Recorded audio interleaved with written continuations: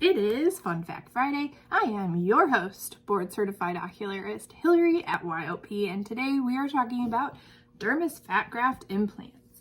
Now, dermis fat grafts are utilizing fat from your own body to be placed within the socket as an implant as opposed to a hard fixed implant that is traditionally placed.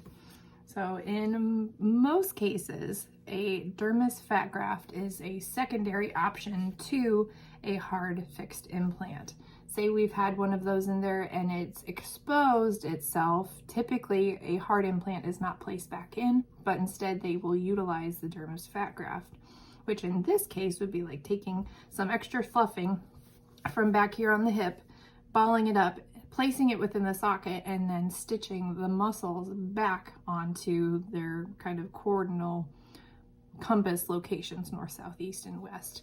Then everything is closed back over when we have all that tissue in there, and it gives us filling of the volume within the socket. Tricky part of a dermis fat graft, though, is sometimes the movement is a little bit less because we don't have a hard implant that we are keying onto to have the muscles move everything. It's more soft, squishy tissue that we were talking about with that dermis fat. So in children, dermis fat grafts are typically placed because that fat will continue to grow as that child grows, encouraging the growth of that socket, which is fabulous.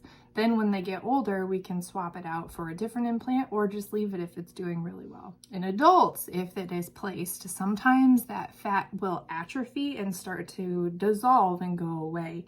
Then that volume has to be supplemented either by the prosthesis or something else, filler, larger implant, whatever.